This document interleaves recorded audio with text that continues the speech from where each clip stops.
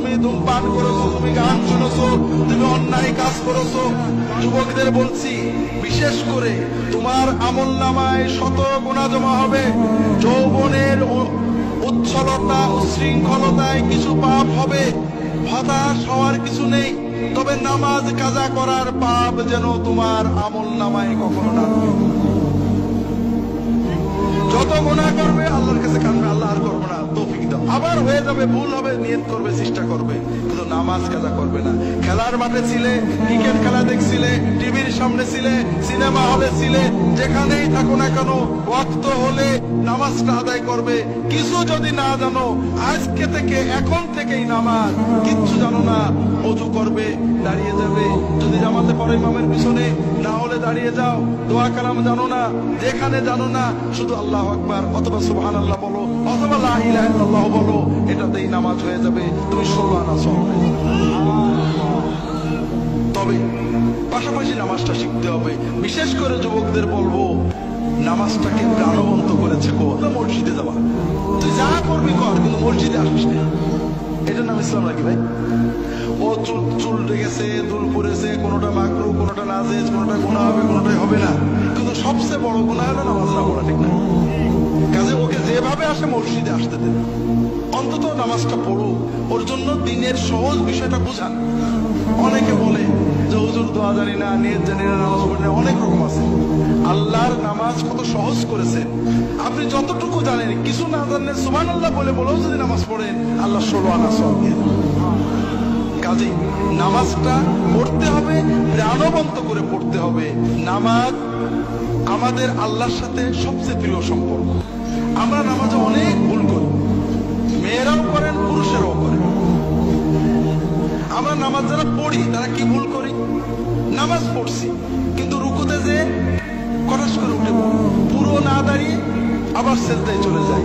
সেজদায় যে তাড়াহুড়ো করি, দুই সেজদার মাঝখানে ভালো করে বসি না। এইরকম মুসল্লি কি আপনাদের এলাকায় আছে? তো ভাইরা, খুব ভালো করে বুঝুন, আপনি সূরা কিরাত জানেন না, নামাজ হবে। আপনি কোন দোয়া জানেন না, নামাজ হবে। আপনার কাপড় নেই, ন্যাংটো হয়ে নামাজ হবে। আপনার পাক কাপড় নেই, নাপাক কাপড়ে নামাজ হবে। কিন্তু রুকু সেজদা আপনি দিতে পারেন, খটোমটো করে দিয়েছেন, নামাজ হবে না। কারণ আপনি মালিকের সামনে গেছেন, প্রধানমন্ত্রীর সামনে গেলে, এমপির সামনে গেলে কত ভক্তির সাথে থাকেন, আর মালিকের সামনে মাথাটা নত করেছেন। আপনি একেবারে হঠাৎ করে উঠে পড়লেন, শান্ত হয়ে দাঁড়ালেন না, এইভাবে রুকু সেজদা করলে নামাজ হবে না। কাজেই অন্তরের মহব্বত দিয়ে নামাজ পড়েন। ছোট্ট একটা বলি, রাসূলুল্লাহ সাল্লাল্লাহু আলাইহি ওয়াসাল্লাম দুই সাজদার মাঝখানে কি বলতেন? রব্বিগফিরলি। কখনো ওটাই রিপিট করতেন, কখনো বলতেন রব্বিগফিরলি ওয়ারহামনি ওয়ারযুকনি ওয়াহদিনি ওয়াআফিনি ওয়া'ফু আন্নি ওয়াজবুরনি ওয়ারফা'নি। দোয়া করতেন। দোয়াগুলোর মানে কি?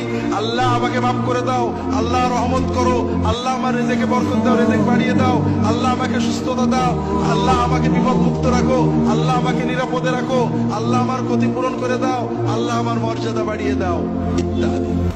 দোয়াগুলো কেমন লাগলো ভাই? কোন দোয়া বাদ থাকলো? বড় কষ্ট লাগে। বিপদে পড়লে কত দৌড়ান, কত জায়গায় দৌড়ান, ইনুস খতম করেন, কিন্তু দুই সাজদার মাঝখানে 5টা মিনিট বসে আল্লাহর কাছে সব চেয়ে নেবেন, এটা কপালে জোটে না। কাজেই ভাইরা, একটু নামাজটাকে প্রাণবন্ত করে পড়ি।